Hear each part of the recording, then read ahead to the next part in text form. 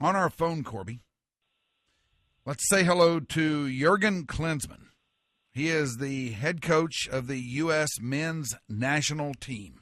How about that? In the game of soccer, and he joins us here on the presentation today. Good afternoon. How are you? Good. How you guys doing?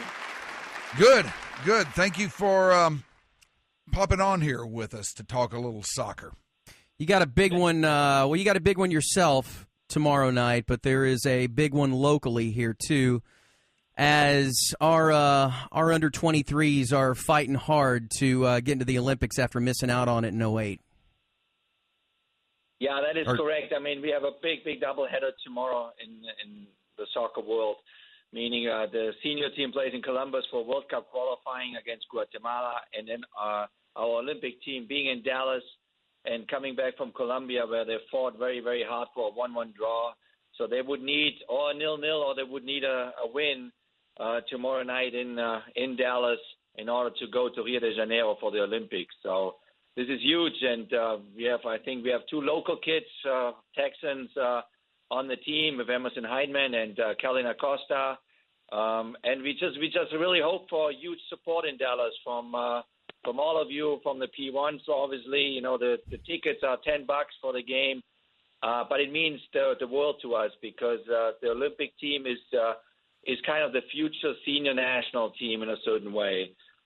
So we really, really hope for big support for our under-23s there tomorrow night in Dallas. Do you see the under-23s and those guys that you mentioned making good progress this year? Yeah, we do. They obviously went through a very tough qualifying campaign, and they ended up in these playoffs with Colombia now. And Colombia is one of the best teams in South America.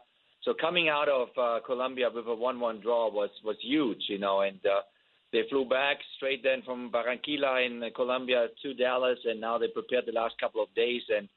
And they're young kids, as you see, under 23, so they're all 19, 20, 21, and they have a big dream. They have the big dream to go to Rio de Janeiro and represent the United States. And for reaching that big dream, they need your support.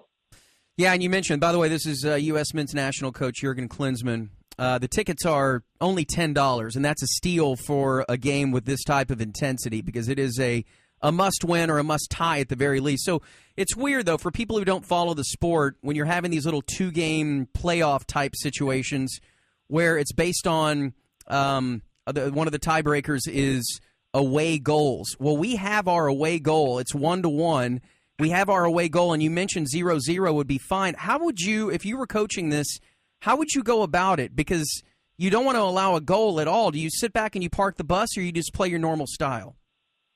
Yeah, you have to play your normal style. You have to go forward. You have to attack. You have to go for a goal because you never know. Maybe you concede that goal in the very last minute, and then you have no time anymore to get a goal back. So you cannot go in a return game just speculating on the fact, parking the bus and saying, okay, we're not conceding a goal, we're all good. That's not going to happen. So our youngsters, they will go forward. They will try to score against Colombia. They will try to beat them. If it would end 0-0 at the end of the day, we'll take it. Yeah. We'll take it. But it's a nail biter for these kids, and that's why we are very, very excited. They came out with a very good result there from Colombia, but now it's going to be a very tough 90 minutes for the boys.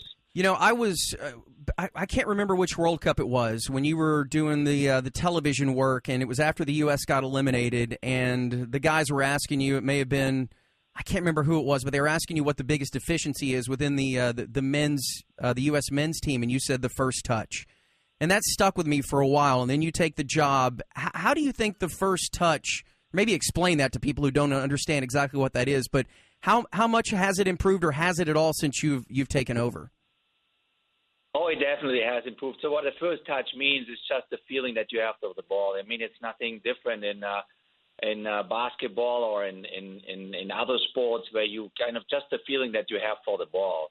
And it's as simple as that the more you play, the better you get, the better your first touch will be, the more you kick the ball around in our terms. So the more the kids play, and now millions of kids play in the United States, play soccer, the game is growing tremendously over the last 10, 15 years. And so has also improved the first touch. So we keep improving. We keep moving forward. Here and there, you got to deal with defeats as well, like it happened to us, the senior team, a couple of days ago. We lost in Guatemala, so we have to fix that tomorrow night in Columbus against them in the World Cup qualifying. So not every day is a sunshine day, but overall the programs are moving in the right direction. The sport is growing. It's becoming more and more popular. The sport is not there to compete with football, baseball, basketball. The sport found its own niche with millions of people following it. But it's an exciting sport, so we hope that you're gonna love it tomorrow night in Dallas. Coming off the loss Saturday and heading into the game tomorrow, where do you see your team right now?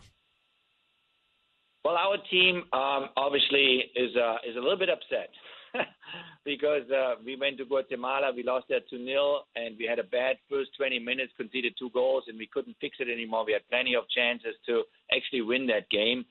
So obviously disappointed, but also in a good way angry and anxious to to fix that problem right away, that we get that opportunity tomorrow night in Columbus, Ohio. If we beat Guatemala there in that game tomorrow night, we're going to be on track for World Cup qualifying and hopefully also on track to prepare for a big Copa America, which will be played in the United States this June. This is Jurgen Klinsmann, the man atop the U.S. men's national team. A big game tomorrow night in Columbus. And nobody ever said this job was going to be easy, and I'm sure that when you took it, you knew fully what you were getting into. It's a job that doesn't last forever.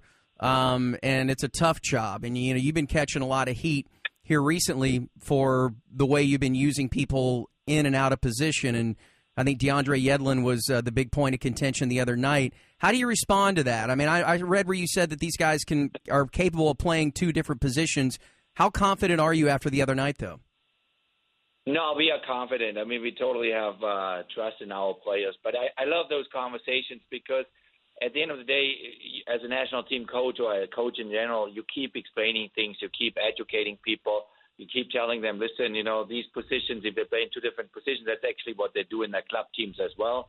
So it's nothing new to them. So you got to stay calm, and you just have to keep on educating and explaining things. So no big deal if people are critical of you, especially when you lose games, obviously.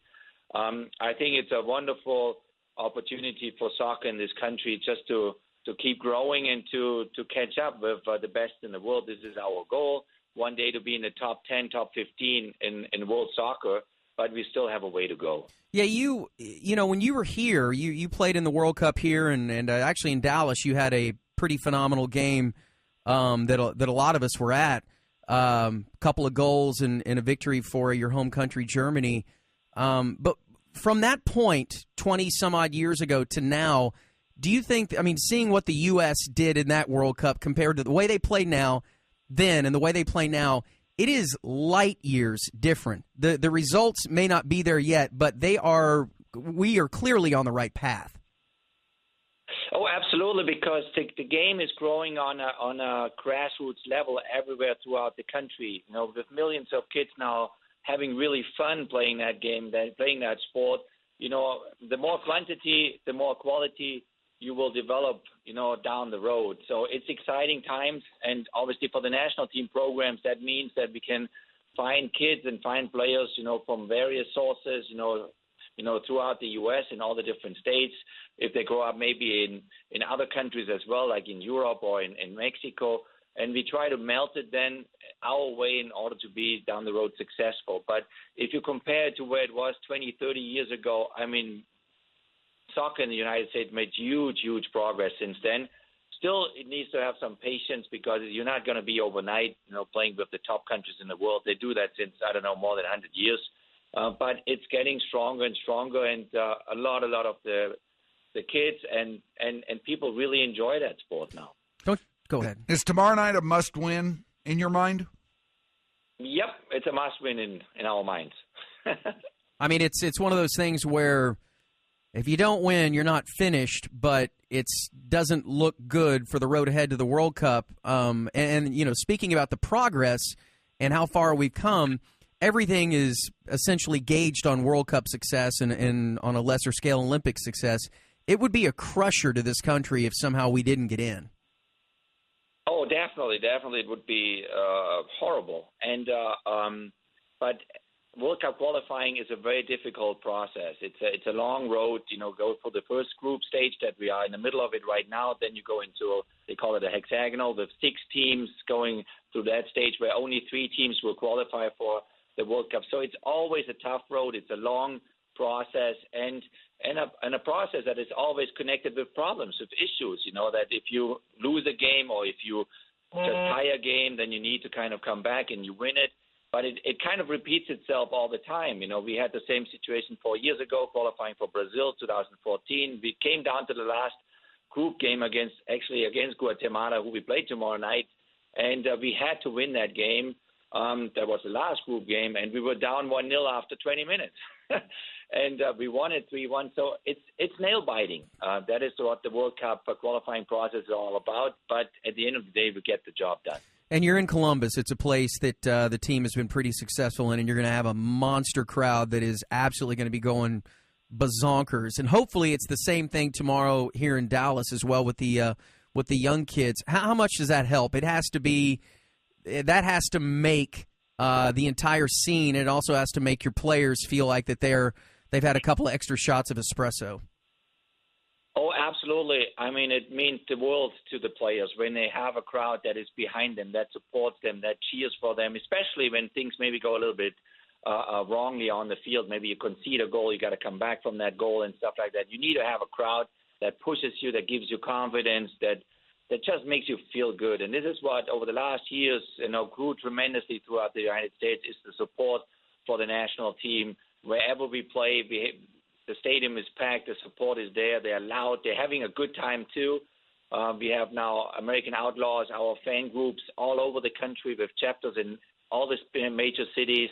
And this is another sign of how positively soccer is growing in the U.S. They say that in any sport that a manager or a coach is hired to be fired and all he's doing is keeping the seat warm for the next guy. And yet these guys fight on through it. Some go from job to job, and that's their career. It's what they do. And you catch the same kind of criticism as any other coach or manager in any other game. How do you face all that and face the insecurity that just goes with the job? Oh, I think it's just normal. I mean, it's the nature of the beast in a good way. It keeps you on your toes. It kind of makes you give everything that you have as a coach, and hopefully, making the right decisions with the right player selections, with everything to do, creating a positive, a good environment. So when things go the wrong direction, you lose a couple of games, whatever, you got to just live with the critics. That's all right too. Maybe some of them is also helping you. But you always have to have the bigger picture in mind. The bigger picture for us at the end of the day is qualifying for the World Cup. The bigger picture is now Copa America. We want to play a big role there against the top teams from South America. And the bigger picture is also to make the game grow more and more in our country. So being part of all that makes me very proud, and it makes all of us really feel like, we have to do that job and always look forward especially when things go maybe the wrong way for a couple of days. So, it's part of what you do, and I love it. I mean, as a player, I went through up and downs for 20 years, and I do it as a coach, no problem. Well, man, thank you very much for joining us. And again, tomorrow night is a big, big night for the U.S. men's national team. It's a big night for the Olympic team as well up here in Frisco. Tickets are $10. We want everybody to go out there and support them. Your game's already sold out. You're going to get the support up there for sure. And let's get one back on Guatemala. Absolutely. Thank you so much, you guys. Really, really appreciate it. Thank you for joining us. That is Jurgen Klinsmann, the head coach of the U.S. men's national team, with us here on The Ticket today. You know what? That game tomorrow night it's a big deal. It's a very, very big deal. We have to win that game to make it to the Olympics, or at least tie 0-0. So it's essentially winner take all, and it should be a tremendous scene up there. And if you've not been to a soccer match, if you live here in the city, 25 minutes up the road, $10, take the family, take the kids.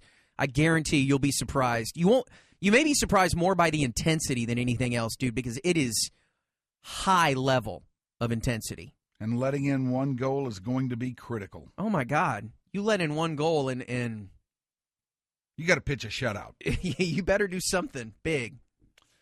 All right, up next,